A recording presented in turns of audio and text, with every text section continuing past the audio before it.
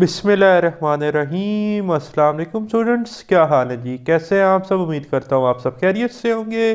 Students, मैं हूँ मोहम्मद इब्राहीम, आपके चैनल डायमेंशनल फिज़िक्स से। और प्यारे स्टूडेंट्स, आज हम डिस्कस करने वाले हैं क्लास 11 फिज़िक्स पैक्टा की बेटा, जो आपकी न्यू बुक आई है जी, चैप्टर नंबर 10। स्टूडेंट्स, आज हम डिस्कस करने जा रहे हैं इलेक्ट्रोमैग्नेटिज्म। मार्क कर लें, आज का video lecture exam point of view से काफ़ी इंपॉर्टेंट है, क्योंकि बेटा आज हम एक लॉन्ग क्वेश्चन डिस्कस करने जा रहे हैं। Force on a current carrying conductor in a uniform magnetic field. बेटा, जब हम एक करंट कैरिंग कंडक्टर को यूनिफॉर्म एक्सटर्नल मैग्नेटिक फील्ड में रखते हैं तो उसके ऊपर फोर्स लगती है। आज हम जानेंगे वो फोर्स किन फैक्टर्स पर डिपेंड करती है। ठीक है, उस फोर्स की डायरेक्शन को कैसे कैलकुलेट किया जा सकता है, उस फोर्स की स्ट्रेंथ को इंक्रीज कैसे किया जा सकता है। ठीक, अब लेकिन इसको पढ़ने से पहले छोटा सा इंट्रोडक्शन है इलेक्ट्रोमैग्नेटिज्म। ठीक है, इलेक्ट्रोमैग्नेटिज्म को अगर मैं शॉर्ट में एक्सप्लेन करूं, electromagnetism is the study of magnetic effects of current. ठीक है जी, करंट की वजह से बनने वाले जो मैग्नेटिक इफेक्ट्स हैं, करंट की वजह से मैग्नेटिक फील्ड का प्रोड्यूस होना, जिन्हें हेंस ऑर्स्टेड ने 1820 में जो है वो फाउंड किया। ठीक है, कि जो इलेक्ट्रिसिटी है और जो मैग्नेटिज्म है ये दोनों को रिलेटेड हैं। ठीक है, तो हेंस ऑर्स्टेड जो है, इनका एक छोटा सा एक्सपेरिमेंट था। इन्होंने क्या किया कि एक कार्डबोर्ड लिया, ठीक है, और उस कार्डबोर्ड को एक करंट कैरिंग कंडक्टर के मिडल से पास कर दिया। ठीक है, अब ये जो करंट कैरिंग कंडक्टर है, इसमें कन्वेंशनल करंट है। लेट्स से ये एक बैटरी के साथ कनेक्टेड है, यहाँ पर पॉजिटिव है, यहाँ पर नेगेटिव, तो करंट की डायरेक्शन की अपवर्ड है। ठीक, तो इस कार्डबोर्ड पर प्रोफेसर हेंस ऑर्स्टेड ने मैग्नेटिक कंपैसेस रखी। जब स्विच क्लोज किया गया, मतलब क्लोज सर्किट किया गया, स्विच को कनेक्ट किया गया, तो करंट पास हुआ। जब करंट पास हुआ तो मैग्नेटिक कंपास से खास डायरेक्शन में tangent to the field align होना शुरू हुई। तो उसने कहा कि करंट कैरिंग कंडक्टर की सराउंडिंग में कोई ना कोई फील्ड मौजूद है, और उस फील्ड का नाम था बेटा मैग्नेटिक फील्ड, जिसे हम बी से लिखते हैं। ठीक है, तो हेंस ऑर्स्टेड ने ये डिस्कवर किया कि जितना ज़्यादा करंट होगा इस करंट कैरिंग कंडक्टर में, उतना ज़्यादा ये फील्ड स्ट्रॉन्गर होगी। दूसरा, जितना जो आपके पास जो रेडियस है, ठीक है, ये जो फील्ड है, आपको सर्कुलर फील्ड यहाँ पर नज़र आ रही होगी। ठीक है, तो अगर सर्कल छोटा है, रेडियस कम है, तो फील्ड क्या है? स्ट्रॉन्गर। अगर बड़ा रेडियस है, मतलब इस हिस्से पर जहाँ पर मेरा कर्सर है, यहाँ इस पॉइंट की बात की जाए, तो रेडियस बढ़ेगा तो फील्ड कम होगी। ठीक है, फिर यहाँ से अम्पेयर्स ने अम्पेयर्स लॉ दी, लेकिन अम्पेयर्स लॉ अभी नहीं है इस चैप्टर में, तो आपने जस्ट इतना ही याद रखना है जितना मैंने आपको बताया। ठीक है, we have already studied that a magnetic field is produced around a current carrying conductor. हाँ जी, मैंने यही बताया ना कि जो करंट कैरिंग कंडक्टर है उसके सराउंडिंग में फील्ड है। ठीक है, जिस तरह से अर्थ के सराउंडिंग में जो फील्ड है वो अर्थ की ग्रेविटेशनल फील्ड है, इसी तरह स्टैटिक चार्ज के सराउंडिंग में, इलेक्ट्रोस्टैटिक में हमने फील्ड पढ़ी, वो कौन सी थी? इलेक्ट्रिक फील्ड थी, स्पेस और रीजन अराउंड इलेक्ट्रिकल चार्ज। इसी तरह करंट कैरिंग कंडक्टर के सराउंडिंग में जो फील्ड है बेटे, वो मैग्नेटिक फील्ड है। ठीक है, also a changing magnetic field give rise to a current in a conductor. ठीक है, तो कहता है कहीं पर भी अगर मैग्नेटिक फील्ड में चेंज होगा तो वहाँ पर करंट क्या हो जाएगा जी? प्रोड्यूस हो जाएगा कंडक्टर में। ठीक है, या दूसरे लफ्ज़ों में देखिए, एक बात है कि अगर करंट में चेंज आ रहा है तो फील्ड प्रोड्यूस हो रही है, और अगर फील्ड में चेंज आएगा तो करंट प्रोड्यूस होगा। मतलब ये को रिलेटेड है, इलेक्ट्रिसिटी और मैग्नेटिज्म। एक चीज़ में चेंज आएगा दूसरी प्रोड्यूस होगी, दूसरी में चेंज आएगा पहली प्रोड्यूस होगी। ठीक है, electromagnetism is a key area of physics that studies how electrical charges and magnetic fields interact। देखें ना, ये वर्ड आ गया कि जो इलेक्ट्रोमैग्नेटिज्म है ये बड़ा एक क्रूशियल की रोल प्ले करती है फिज़िक्स में, जो कि हमें बताती है कि इलेक्ट्रिकल चार्जेस और मैग्नेटिक फील्ड्स आपस में इंटरेक्ट कैसे करती हैं। कोई इलेक्ट्रॉन या पॉजिटिव चार्ज फील्ड में एंटर हुआ तो वो डिफ्लेक्ट होगा। ठीक है, किधर फोर्स लगेगी, ठीक है, वो सारा का सारा हमें इलेक्ट्रोमैग्नेटिज्म बताएगी। ठीक है, अभी तो हम पढ़ रहे हैं ना force on a current carrying conductor, फिर एक टॉपिक आएगा force on a charge particle in a magnetic field. देखें ना, अगर कंडक्टर पे फोर्स लग रही है तो कंडक्टर के अंदर हर जो चार्जेस हैं, छोटे छोटे चार्जेस हैं, फ्री इलेक्ट्रॉन्स हैं, हर चार्ज पे भी फोर्स लगनी चाहिए। वो भी हमने इस चैप्टर में डिस्कस करना है। In 1820, Hans Christian Ørsted found that electricity and magnetism are correlated। ठीक है जी, तो 1820 में जो है जी मैग्नेटिक इफेक्ट्स ऑफ करंट जो है वो डिस्कस किए गए कि करंट कैरिंग कंडक्टर के सराउंडिंग में क्या है, मैग्नेटिक फील्ड है। फिर माइकल फ्राडे एम्पियर्स ने इन चीज़ों को आगे फर्दर लेकर गए, ठीक है। फिर मैक्सवेल आया, मैक्सवेल इक्वेशन आई, तो ये खैर एक लंबी कहानी है। फिर देखें, फॉर योर इन्फॉर्मेशन है, एमसीक्यूज पॉइंट ऑफ व्यू से पेपर में आ जाती है।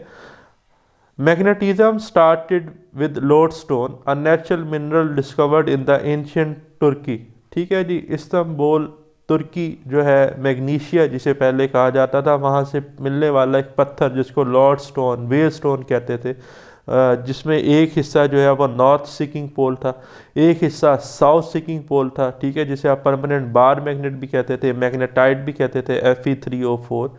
तो कहता है, आपको हिस्ट्री बता रहा है, ठीक है, लॉर्ड स्टोन और magnetite Fe3O4 can attract metal likes iron and steel, ठीक है, and aligns with the earth magnetic poles. यही हमने कहा ना कि एक तो वो जितने भी मेटल्स से उन्हें अट्रैक्ट करता था, दूसरा वो अपने आप को कैसे अलाइन करता था, एक जो उसका हिस्सा है वो नॉर्थ सीकिंग पोल था, नॉर्थ की डायरेक्शन बताता था, दूसरा बेटा साउथ सीकिंग पोल था, leading to the invention of compass. तो ये जो ऑर्स्टेड ने कंपस यूज़ की ना, ये एक्चुअली यहाँ से इन मैग्नेट से बनाई गई, ठीक है। तो ये एक इन्फॉर्मेशन है, जस्ट इसको हमने रीड कर लिया है। Electromagnetism is a crucial for modern technology, कहता है आज की जो जदीद साइंस है, फिज़िक्स है, उसमें इलेक्ट्रोमैग्नेटिज्म का बड़ा ही इंपॉर्टेंट किरदार है, जिसमें आपके बेटा सेल फ़ोन भी आ जाते हैं, कंप्यूटर भी आ जाते हैं, लाइक मेडिकल डिवाइसेस आ जाती हैं, ठीक है, जिसमें आपके पास जो है CAT है, कंप्यूटराइज एक्सियल टोमोग्राफी, कैट जिसे हम कहते हैं, MRI है, मैग्नेटिक रेजोनेंस इमेजिंग, ठीक है। तो इनमें मैग्नेटिक फील्ड की इन्वॉल्वमेंट है। इसी तरह स्क्विड्स हैं, ठीक है, superconducting quantum interference devices, तो बड़ी मतलब गैजेट्स हैं हमारे पास, ठीक है। In this chapter we will explore basic concepts like electric field, magnetic forces and electromagnetic induction. कहता है इस चैप्टर में जस्ट हमने बेसिक कंसेप्ट्स को डील करना है, and see how these principle effect both natural phenomena and technology. तो कहता है हम देखेंगे एक तो नेचर में, नेचुरल फेनोमिना में इनका क्या रोल है, ठीक है, और टेक्नोलॉजी में क्या एडवांसमेंट लाई जा सकती है।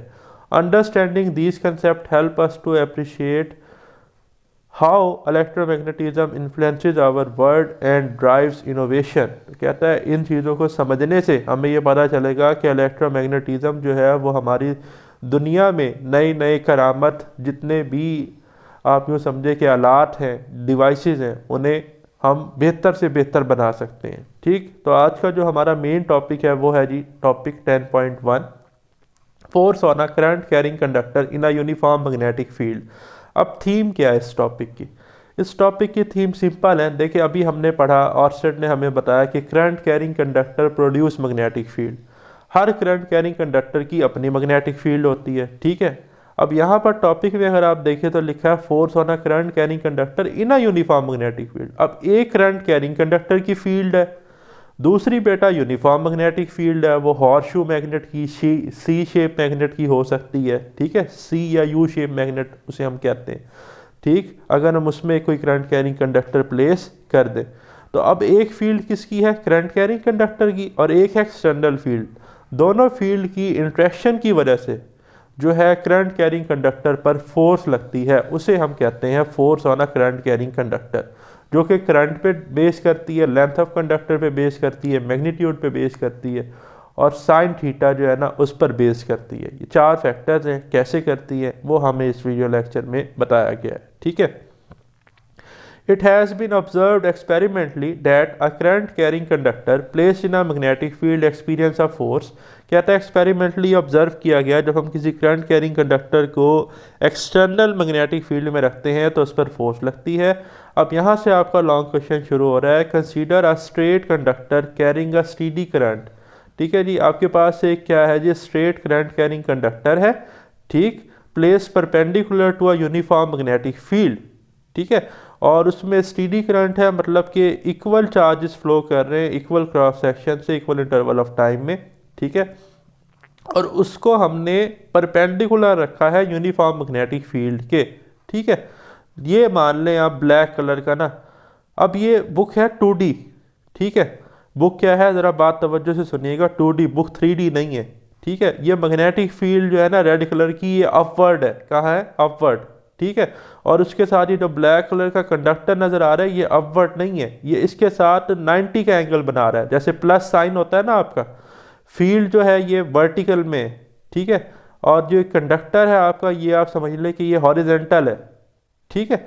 मतलब जैसे एक्स वाई प्लेन में X axis Y axis perpendicular होते हैं ना, इस तरह से अगर फील्ड कंसीडर करें वाई एक्सिस पे, ठीक है, तो आपका ये जो कंडक्टर है ब्लैक कलर का ये एक्स एक्सिस पे, ठीक है।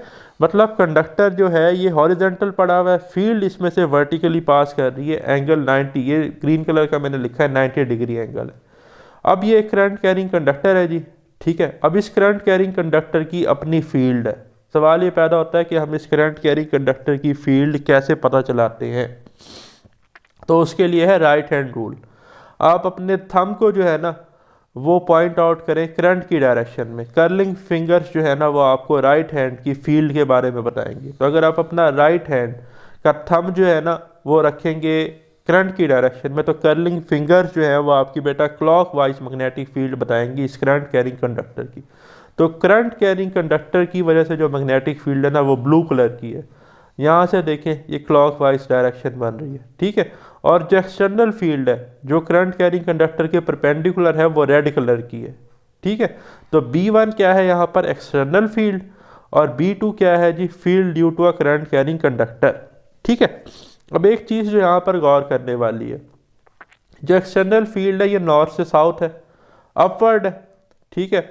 अब यहाँ पर अगर आप देखें तो एक्सटर्नल फील्ड और field due to current carrying conductor same direction में, बट यहाँ पर अगर आप देखें तो एक्सटर्नल फील्ड और field due to current carrying conductor opposite direction में है। तो यहाँ पर फील्ड्स कैंसिल होंगी, यहाँ पर फील्ड सपोर्ट करेंगे एक दूसरे को, यहाँ पर स्ट्रॉन्गर फील्ड होगी, यहाँ पर वीकर फील्ड होगी। तो बेटा स्ट्रॉन्ग से वीकर साइड पे फोर्स लगेगी, इसे ही हम कहते हैं force on a current carrying conductor, ठीक है। मैंने लिखा है कि लेफ्ट साइड पे स्ट्रॉन्गर नेट मैग्नेटिक फील्ड है, ठीक है, बी क्या है नेट मैग्नेटिक फील्ड, और राइट साइड पर वीक मैग्नेटिक फील्ड है। तो राइट से लेफ्ट बेटा क्या लगेगी फोर्स लगेगी। अब ये तो था मेरे सिनेरियो में जब मैंने बॉटम पे नॉर्थ लिया, टॉप पे साउथ। आपकी बुक में टॉप पर नॉर्थ है, बॉटम पर साउथ है, तो ज़रा इसको भी देख लेते हैं। देखिए अब टॉप पर नॉर्थ है, बॉटम पर साउथ है, तो ये जो रेड कलर की एक्सटर्नल फील्ड है ये डाउनवर्ड है, ठीक है। जबकि अगेन आपका करंट कैरिंग कंडक्टर इस फील्ड के परपेंडिकुलर पड़ा हुआ है, और उसकी जो ब्लू कलर की फील्ड है वो क्लॉकवाइज आपको नज़र आ रही है, ठीक है। तो अगर आप लेफ्ट साइड पे देखेंगे तो अब ब्लू वाले एरोज अपवर्ड है, रेड वाले एरोज डाउनवर्ड है, ठीक है। ब्लू वाले अपवर्ड, रेड वाले डाउनवर्ड, तो ये एक दूसरे को कैंसिल कर देंगे, ठीक है। अच्छा यहाँ पर अगर आप राइट साइड पर देखेंगे तो रेड वाले एरोज भी डाउनवर्ड है एक्सटर्नल फील्ड के, और करंट कैरिंग कंडक्टर की जो फील्ड है ब्लू वाली वो भी डाउनवर्ड है, ये एक दूसरे को सपोर्ट करेंगे। तो इधर फील्ड मैक्सिमम, इधर फील्ड वीकर, तो मैक्सिमम से मिनिमम वाली साइड पर, मतलब स्ट्रॉन्गर फील्ड से वीकर फील्ड की तरफ फोर्स लगेगी। तो अब फोर्स लगेगी टूवर्ड्स द लेफ्ट साइड। तो ये देखें ग्रीन कलर की आपकी बुक में फोर्स लेफ्ट साइड पर ली गई है, ठीक है। यहाँ पर फोर्स कहाँ थी राइट साइड पे, क्योंकि नॉर्थ बॉटम पे था, साउथ कहाँ था टॉप पर। यहाँ पर नॉर्थ टॉप पर है, साउथ बॉटम पर है, ठीक है जी। तो ये बात यहाँ पर डिस्कस की गई है। Consider a straight current carrying conductor, a steady current place perpendicular to the uniform field, assume the direction of current is out of the paper. Out of the paper का मतलब क्रॉस कहते हैं into the paper, ठीक है, और जो dot है ना उसे हम कहते हैं आउट ऑफ द पेपर, ठीक है। तो ये क्रॉस डॉट पेपर में एमसीक्यूज आ जाते हैं, याद रखना है। क्रॉस किसे कहते हैं इनटू द पेपर, और डॉट क्या कहते हैं out of the paper. Out of the paper मतलब कि जो करंट की डायरेक्शन है ना वो क्या है जी बाहर की तरफ है, ठीक है। करंट जो है वो टूवर्ड्स द ऑब्जर्वर है, मैं देख रहा हूँ ना करंट की डायरेक्शन मेरी तरफ है, ठीक है, ऐसे समझ लें आप। और क्रॉस का क्या मतलब है इनटू द पेपर, मतलब अवे फ्रॉम द ऑब्जर्वर, मैं देख रहा हूँ तो करंट की डायरेक्शन मुझसे दूर है, ठीक है। ये कन्वेंशन है actually. In figure 10.2 the direction of magnetic field produce by the current is also shown, ठीक है जी, ये भी हमने देखी, ठीक है। और कौन सी थी जो मैग्नेटिक फील्ड करंट से हो रही थी ब्लू कलर की, सही है, और एक्सटर्नल कौन सी थी red. Just as two magnets exert force on each other through their magnetic field. कहता है जैसे दो मैग्नेट्स जो है अपनी मैग्नेटिक फील्ड की वजह से एक दूसरे पे फोर्स लगाते हैं, a current carrying conductor experience a force due to interaction between its own magnetic field and the external magnetic field. ले जी आ गया जिक्र, एक्सटर्नल मैग्नेटिक फील्ड कौन सी है, ये जो मैग्नेट्स की वजह से है। ठीक है, ये मैग्नेट यहाँ पे नॉर्थ साउथ है, कोई यू शेप भी हो सकता है, सी शेप भी हो सकता है, सी शेप मतलब यू शेप, सी शेप एक ही है। ठीक है, अच्छा फिर अब देखिए एक हो गई करंट कैरिंग कंडक्टर की मैग्नेटिक फील्ड और एक एक्सटर्नल मैग्नेटिक फील्ड, इसकी वजह से इस पर फोर्स लगी। ठीक हो गया। To determine the direction of this force consider the interaction between the two fields. कहता है कि अब उसकी फोर्स की डायरेक्शन को पता चलाने के लिए, कैलकुलेट करने के लिए हमें इंट्रैक्शन देखनी पड़ेगी। लेकिन वो बात भी मैं आपको बता देता हूँ साथ ही कि दो रूल्स हैं बेटा, लेफ्ट हैंड रूल और राइट हैंड रूल, जो फोर्स की डायरेक्शन बताते हैं। ठीक है, सबसे पहले तो देखें right hand rule. Right hand rule क्या है कि आप अपनी फिंगर्स को कर्ल करें बेटा आई से बी की तरफ, करंट से मैग्नेटिक फील्ड की डायरेक्शन में। जो थंब है ना वो फोर्स की डायरेक्शन प्रोवाइड करेगा। ठीक है, अब इस सिनेरियो में ना ये जो फील्ड थी रेड कलर की, मैंने कहा था वर्टिकल है, अपवर्ड है। मैंने कहा था करंट कैरिंग कंडक्टर हॉरिजेंटल पड़ा हुआ है, तो ये करंट कैरिंग कंडक्टर अब आपको नजर आ रहा है बी के साथ 90 का एंगल बना रहा है। तो इस साइड पे राइट साइड पे फोर्स लगी थी, तो ये फोर्स लग रही है। मान ले ये अगर आपके पास क्या है बेटा करंट एक्स एक्सिस, ये वाई एक्सिस, तो ये जेड एक्सिस है। ठीक है, ये तीनों क्या है, अगर हम देखें बी और आई परपेंडिकुलर है आपस में, बी और एफ आपस में परपेंडिकुलर है, आई और एफ आपस में क्या है परपेंडिकुलर। अब राइट हैंड रूल क्या है कि आपने अपने राइट हैंड की फिंगर्स को कर्ल करना है करंट से मैग्नेटिक फील्ड की तरफ, करंट से मैग्नेटिक फील्ड की तरफ। ठीक है, तो जो आपका थंब है बेटा वो पॉइंट आउट होगा फोर्स की डायरेक्शन में। किसकी डायरेक्शन में, फोर्स की डायरेक्शन में। और अभी मैं ये प्रूव भी करूंगा F is equal to I L cross B. ठीक है, ये लिखा हुआ F is equal to I L cross B. और हमने पढ़ा था ये वेक्टर्स के केस में, वेक्टर प्रोडक्ट के केस में, कि अगर हम दो वेक्टर का क्रॉस प्रोडक्ट लेते हैं तो हमें जो है वो वेक्टर प्रोडक्ट मिलता है। तो यहाँ पर अगर हम एल क्रॉस बी लेंगे तो हमें फोर्स की डायरेक्शन मिलेगी। तो अगर मैं अपनी फिंगर्स को एल से बी की तरफ क्या करूँगा, ठीक है, मतलब करंट से मैग्नेटिक फील्ड की तरफ जब मैं अपनी फिंगर्स को कर्ल करूँगा तो तब मुझे किसकी डायरेक्शन मिल जाएगी, फोर्स की।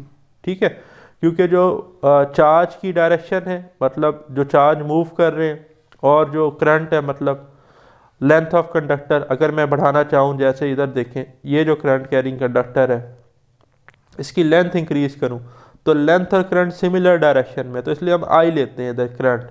ठीक है, तो कर्लिंग फिंगर्स, ये राइट हैंड आपको नज़र भी आ रहा है। ठीक है, कि ऐसे जैसे इधर इस डायग्राम में नज़र आ रहा है कि आई से बी अपनी फिंगर्स को कर्ल करें तो ये थंब आपको जो है ना वो फोर्स की डायरेक्शन प्रोवाइड करेगा। ठीक है, लेफ्ट हैंड रूल क्या है जी, लेफ्ट हैंड रूल ये है कि आपने ना अपने हाथ की फर्स्ट फिंगर, सेकंड फिंगर और थंब को सबसे पहले तो म्यूचुअली परपेंडिकुलर सेट कर लें, जैसा कि इधर नज़र आ रहा है। इस तरह से अपने हाथ को खोलें। किस तरह से खोलें, इस तरह से, thumb, first finger, middle finger सारी आपस में क्या हो, एक दूसरे के परपेंडिकुलर। ठीक है, अब इस केस में अगर आप देखें तो फर्स्ट फिंगर जो है वो बताती है डायरेक्शन ऑफ मैग्नेटिक फील्ड। ठीक है जी, एफ से फर्स्ट, एफ से फील्ड। ठीक है जी, सेकंड फिंगर जो है वो बताती है डायरेक्शन ऑफ करंट। सेकंड में देखें सी आ रहा है, सी करंट है। ठीक है, और थंब जो है ये बताता है फोर्स। टी से थ्रस्ट, थ्रस्ट कहते हैं ना, थ्रस्ट फोर्स को कहते हैं, तो थंब फोर्स, ऐसे याद रख लें आप। First finger field, second finger current और थंब फोर्स। अब आपने हाथ को ऐसे खोला लेफ्ट हैंड रूल के लिए कि तीनों thumb, first finger, middle finger आपस में परपेंडिकुलर है। ठीक है, अब आपने फर्स्ट फिंगर को फील्ड की डायरेक्शन में सेट किया, सेकंड फिंगर को करंट की डायरेक्शन में, तो आपका थंब जो है जी वो इधर towards right side direction provide करेगा फोर्स की। ठीक है जी, तो ये लेफ्ट हैंड रूल है, ये राइट हैंड रूल है। इनको जस्ट आपने याद रखना है, इनकी डेफिनेशन लिखी हुई है, ये राइट हैंड रूल की है, ये लेफ्ट हैंड रूल की है। ठीक है, मार्क कर लें, short question point of view में भी आ सकते हैं। The magnetic field produced by the current and the external uniform magnetic field reinforce each other on the right side of the conductor। कहता है जो मैग्नेटिक फील्ड थी ना जो प्रोड्यूस हुई करंट कैरिंग कंडक्टर की वजह से, और जो एक्सटर्नल मैग्नेटिक फील्ड थी वो इकट्ठी हो गई राइट साइड पर। इस डायग्राम में देखें ना, तो मैंने कहा था राइट साइड पे अगर आप देखें, ये राइट साइड है, तो देखें सेम डायरेक्शन है, तो यहाँ पर स्ट्रॉन्गर फील्ड थी। जबकि लेफ्ट साइड पे इन्होंने एक दूसरे को कैंसिल किया, वीकर फील्ड हो गई, ठीक है। And cancel each other on the left side पे कैंसिल कर दिया। Consequently the conductor move towards the side where the field is weaker. कहता है इसके अलावा कंडक्टर वहां मूव करेगा जहां फील्ड वीकर होगी। यहाँ पर फील्ड लेफ्ट पे वीकर थी तो लेफ्ट पे फोर्स लगी, यहाँ पर फील्ड जो है वो राइट साइड पे वीकर थी तो राइट पे फोर्स लग गई, ठीक है जी। That is the force on a conductor is directed to the left, ठीक है। तो हमारा जो बुक का केस है उसमें कहाँ पर लगी, लेफ्ट साइड पे लगी फोर्स, ठीक है जी। ये क्योंकि थ्योरी बुक के अकॉर्डिंग लिखी हुई है, सही। Thus the force is perpendicular to the both of the conductor and the magnetic field. ये भी मैंने आपको बता दिया कि जो फोर्स है वो कंडक्टर के भी क्या है, परपेंडिकुलर, ठीक है, और मैग्नेटिक फील्ड की भी परपेंडिकुलर है। Fleming left hand rule is use to predict the direction of force experience by current carrying conductor in a magnetic field. कैसे अप्लाई करते हैं जी? To apply this rule, position your left hand such that the first finger points in the direction of magnetic field.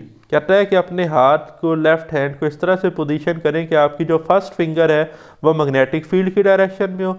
The second finger point out in the direction of current. जो आपकी second finger है वो current की direction में हो। The thumb will point out in the direction of force. तो आपका जो थंब है बेटा वो फोर्स की डायरेक्शन प्रोवाइड करेगा। फर्स्ट फिंगर फील्ड की डायरेक्शन, सेकंड फिंगर करंट की डायरेक्शन, थर्ड फिंगर जो है वो फोर्स की डायरेक्शन, ठीक है, जैसा कि मैंने आपको इधर दिखाया, ठीक है। ये फील्ड की डायरेक्शन में फर्स्ट फिंगर थी और यहाँ पर नज़र नहीं आ रही सेकंड फिंगर, लेकिन ये मैंने ब्लैक कलर का ड्रा किया है करंट की डायरेक्शन। यहाँ पर सेकंड फिंगर और थंब जो है वो फोर्स की डायरेक्शन प्रोवाइड करेगा, ठीक है। However direction of force can be found by using the right hand rule. कहता है आप राइट हैंड रूल भी यूज कर सकते हैं। That can be stated as, क्या था जी right hand rule? Curl fingers of your right hand from current to the magnetic field. अपने राइट हैंड की फिंगर्स को कर्ल करें करंट से मैग्नेटिक फील्ड की तरफ through a small angle. The stressed thumb will indicate the direction of force, ठीक है जी। तो इधर देखें राइट हैंड रूल में कि हमने अपने फिंगर्स को कर्ल किया करंट से मैग्नेटिक फील्ड। रोटेशन क्या है, ये ब्लू कलर की, ठीक है। कर्लिंग फिंगर क्या है, करंट से मैग्नेटिक फील्ड। तो जो थंब है वो किसकी डायरेक्शन पॉइंट आउट कर रहा है, फोर्स की डायरेक्शन पॉइंट आउट कर रहा है। The Fleming left hand rule is illustrated in figure 10.3, ठीक है जी। हमने देख ली फिगर ऑलरेडी, ये वाली जो फिगर थी। Let us now determine the magnitude of force on a current carrying conductor placed inside a magnetic field. अब वो कहता है कि भाई हम ना रिलेशन ड्राइव करते हैं, मैग्नीट्यूड कैलकुलेट करते हैं कि उस फोर्स का मैग्नीट्यूड कितना है, ठीक है। Experimentally, it has been observed that the magnitude of a force acting on a current carrying conductor is directly proportional to the current in the conductor, length of the conductor and the strength of the external magnetic field। कहते हैं experimentally observe किया गया, अगर हम current carrying conductor में current बढ़ाते हैं तो फोर्स बढ़ती है, लेंथ ऑफ कंडक्टर ज़्यादा रखते हैं तो भी फोर्स ज़्यादा लगती है, या हम एक्सटर्नल मैग्नेटिक फील्ड बढ़ाते हैं तो भी फोर्स ज़्यादा लगती है। तो तीन सेट्स ऑफ इक्वेशन बन गई। F is directly proportional to I, F is directly proportional to L, F is directly proportional to B. तीनों को कंबाइन करें तो बेटा F is equal to I L B या F is directly proportional to B I L, ठीक है। जैसे मर्जी लिख लें, आई एल भी लिख लें, एल बी आई लिख लें या बी आई एल लिख लें। बी आई एल लिख लें क्योंकि बुक में बी आई एल है, तो F is directly proportional to B I L, ठीक है।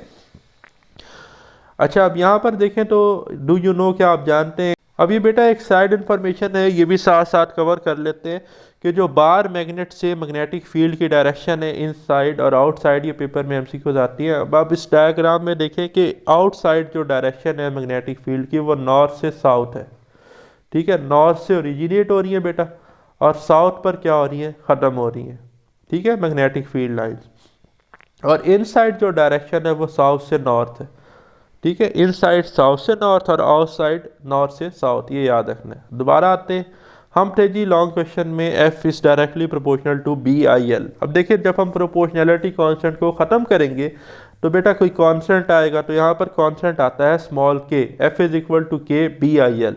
और ऐसा यूनिट में बेटा के की वैल्यू 1 होती है, ठीक है जी। तो के की जगह 1 पुट कर दे तो F is equal to B I L, ठीक है जी। तो एफ हमारे पास आ गया बी आई एल, ठीक है। अब यहाँ से एक डेफिनेशन आ रही है मैग्नेटिक इंडक्शन की, ठीक है, या जिसे हम मैग्नेटिक फील्ड स्ट्रेंथ भी कहते हैं, B. From equation 10.1 we can see that, अगर बेटा मैंने बी कैलकुलेट करना तो मैं आई एल को डिवाइड कर दूंगा इधर, B is equal to F over I L. So we can define B, B क्या है, magnetic induction, magnetic field strength, ठीक है। और इससे नेक्स्ट टॉपिक में हम पढ़ेंगे, इसे हम मैग्नेटिक फ्लक्स डेंसिटी भी कहते हैं, ठीक है। 3 नाम है इस बी के, पेपर में कभी भी आ जाए तो आपको पता होना चाहिए, ठीक है। तो यहाँ पर है B is equal to F over I L. अब देखिए B F के बराबर कब होगा, अगर करंट 1 एम्पेयर हो, लेंथ 1 मीटर हो, तो हम ये कह सकते हैं कि मैग्नेटिक फील्ड स्ट्रेंथ जो है वो हमारे पास कितनी होगी, उस पर फोर्स 1 न्यूटन होगी, ठीक है। तो हम कहेंगे जो मैग्नेटिक फील्ड स्ट्रेंथ है ना वो 1 टेस्ला है, कितनी है, 1 टेस्ला। तो यहाँ से टेस्ला आएगा, फोर्स न्यूटन में हो गई, करंट एम्पेयर में, लेंथ मीटर में, तो टेस्ला हमारे पास होता है न्यूटन पर मीटर पर एम्पेयर, ये लिखा हुआ भी है, यूनिट है ये बी का, टेस्ला इसे हम कहते हैं, Newton per ampere per metre. तो बी को कैसे डिफाइन करेंगे, the magnetic field strength is numerically equal to the force, ठीक है, यही मैंने कहा ना कि मैग्नेटिक फील्ड स्ट्रेंथ फोर्स के बराबर होगी, कब, जब करंट कितना 1 एम्पेयर, लेंथ कितनी है 1 metre. The magnetic strength is numerically equal to the force exerted on a conductor of length 1 meter carrying current 1 ampere placed perpendicular to the magnetic field, ठीक है। आप इसको कैसे प्लेस करें, फील्ड के परपेंडिकुलर, सही। Equation B is equal to F over I L, also give the unit of B, the SI unit of B, अब ये पेपर में एमसीक्यूज आता है, मैग्नेटिक फील्ड स्ट्रेंथ B से हम लिखते हैं टेस्ला, और टेस्ला किसके बराबर है, 1 Newton per ampere per metre, ठीक है, नोट कर लेंगे। It may be noted that the magnetic induction is a vector quantity, भाई बी वेक्टर क्वांटिटी है, its direction is that of the magnetic field, और इसकी डायरेक्शन क्या है, जो मैग्नेटिक फील्ड की डायरेक्शन है, ठीक है। We can also consider a vector length L, अब आपके पास एक वेक्टर है length L which has a magnitude equal to the length of the conductor and its direction is along the flow of current, ठीक है। अब यहाँ पर एक वेक्टर इंट्रोड्यूस करवाया गया है एल वेक्टर, ठीक है, कहता है कि कंसीडर करें एक एल वेक्टर है जिसका मैग्नीट्यूड जो है ना वो लेंथ ऑफ कंडक्टर के बराबर है, बट उसकी डायरेक्शन वो है जो करंट की डायरेक्शन है। ये मैंने शुरू में बात की थी जब मैं आपको राइट हैंड रूल बता रहा था, ठीक है, कि हम जो डायरेक्शन है वो लेते हैं आई से बी की तरफ या एल से बी की तरफ, तो वो जो एल वेक्टर है ना उसकी डायरेक्शन भी करंट की ही डायरेक्शन है, ठीक है। तो देखिए, now consider a conductor L place at an angle theta with respect to the magnetic field. अब कहता है एक करंट कैरिंग कंडक्टर है एल, ठीक है, और ये एल उसका यूनिट वेक्टर है यहाँ पर, जिसका मैग्नीट्यूड लेंथ के बराबर है और डायरेक्शन उसकी करंट की डायरेक्शन में, ठीक है। अब ये देखिए ये मैग्नेटिक फील्ड से एंगल थीटा बना रहा है, सही है, बट हमने तो ये पढ़ा कि force on a current carrying conductor तब लगती है जब करंट कैरिंग कंडक्टर जो है वो फील्ड के परपेंडिकुलर हो। तो बेटा हमने ना इस एल वेक्टर के कंपोनेंट रिजॉल्व करना है। अच्छा, अब एक चीज़ आपने यहाँ पर देखें, ये एंगल थीटा नहीं है, एंगल ये थीटा है, ठीक है। तो ये बेस कंसीडर होगी इस एल वेक्टर के लिए, ठीक है। अगर हम यहाँ से एक लाइन ड्रा कर दें ना तो ये बेस है, ठीक है, थीटा के सामने परपेंडिकुलर, ये बेस और ये हाइपोटेनियस, ठीक है। तो ये वाला जो हिस्सा है ना, ये वाला हिस्सा ये बनेगा एल कॉस थीटा, जहाँ पर इस वक्त मेरा कर्सर है, ठीक है। और ये वाला जो हिस्सा है जहाँ पर ये लाइन ड्रा नहीं है, ये बनेगा एल साइन थीटा, ये एल साइन थीटा है तो इसके पैरेलल ये वाला एल साइन थीटा होगा। तो यहाँ पर जो इफेक्टिव कंपोनेंट है ना वो एल साइन थीटा है, जो बी के साथ 90 का एंगल बना रहा है, ये देखिए मैंने ग्रीन कलर से लिखा है, ठीक है। तो इसलिए हम क्या यूज करेंगे, L sine theta. Now consider a conductor L placed at an angle theta with respect to the magnetic field. Then we will use the component of L perpendicular to B. हम कौन सा करेंगे, L का वो component जो B के perpendicular हो, ठीक है, और वो कौन सा है, L sin theta as shown in figure 10.4. Then the equation will become, अब देखें पहले इक्वेशन थी एफ बी आई एल, अब किसका इजाफा हो गया, साइन थीटा का, ठीक है, F B I L sine theta, ठीक है जी। तो हम इसको लिख सकते हैं F is equal to I L cross B, ठीक है। अब यहाँ पर एल वेक्टर ट्रीट हो रहा है ना, लेंथ को हम वेक्टर ट्रीट कर रहे हैं, ठीक है, जिसका मैग्नीट्यूड लेंथ ऑफ कंडक्टर के बराबर और डायरेक्शन करंट की है। तो अब आप यहाँ से देखें कि ये वेक्टर प्रोडक्ट है, क्रॉस प्रोडक्ट है, ठीक है। तो ये एक वेक्टर क्वांटिटी है और फोर्स वैसे ही वेक्टर होती है। अब ये इक्वेशन बता रही है F is equal to B I L sine theta, sine 0 पे 0 होता है और साइन 90 पे 1 होता है, ठीक है। तो equation 10.2 shows that the force will be maximum. इस इक्वेशन के मुताबिक फोर्स मैक्सिमम तब होगी when the conductor is perpendicular to the field, जब कंडक्टर फील्ड के परपेंडिकुलर होगा, थीटा 90 होगा, और आपको पता है थीटा 90 होगा तो साइन 90 पे बेटा 1 होता है, तो फोर्स मैक्सिमम आ जाएगी ILB इस फार्मूला से, ठीक है। एंड विल बी जीरो, और फोर्स जीरो कब होगी, when the conductor is along the field, ठीक है, जब ये पैरेलल हो। तो आपको पता है ना कि थीटा 0 डिग्री है, ठीक है, तो तब आपके पास साइन 0 पे 0 होता है तो फोर्स मिनिमम हो जाएगी, ठीक है जी। तो फिर आपके पास वैल्यू क्या आ जाएगी, मिनिमम आ जाएगी, ठीक है। फिर एक इंटरेस्टिंग इन्फॉर्मेशन है, इसे भी रीड कर लेते हैं। The earth magnetic field is approximately that of dipole. Dipole कहते हैं, di mean two, pole mean edges और साइडेड, ठीक है जी। लाइक जैसे एक्स शेप आपने देखी है या आई शेप आपने देखी है तो उसे हम डाइपोल कहते हैं, जिसके 2 सिरे हो, ठीक है। और जो बार मैग्नेट है उसके भी 2 सिरे होते हैं, ठीक है।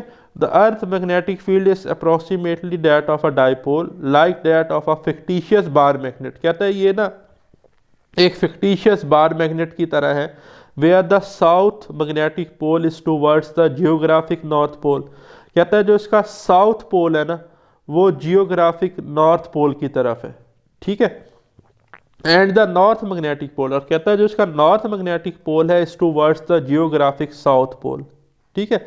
तो ये इसने दिखाया है कि जो नॉर्थ है ना ये एक्चुअली जियोग्राफिकली साउथ बनता है, ठीक है। और यहाँ पर अगर आप देखें तो ये जो आपके पास साउथ है ना तो ये जियोग्राफिकली आपके पास नॉर्थ पोल बनता है। तो ये अर्थ का सेंट्रल रीजन जो है ना ये जस्ट लाइक अ बार मैग्नेट है, नॉर्थ से साउथ आपको जो है वो फील्ड नज़र आ रही होंगी निकलती हुई आउटसाइड, और इनसाइड क्या होंगी, साउथ से नॉर्थ होंगी, ठीक है। तो जस्ट इसको रीड कर लेना है आपने एक दफ़ा। ये था प्यारे स्टूडेंट्स हमारा आज का वीडियो लेक्चर। होप सो आपको पॉइंट्स क्लियर हो गए होंगे। मिलते हैं very soon next video lecture के साथ। अपना ख्याल रखिएगा। खुदा हाफिज़।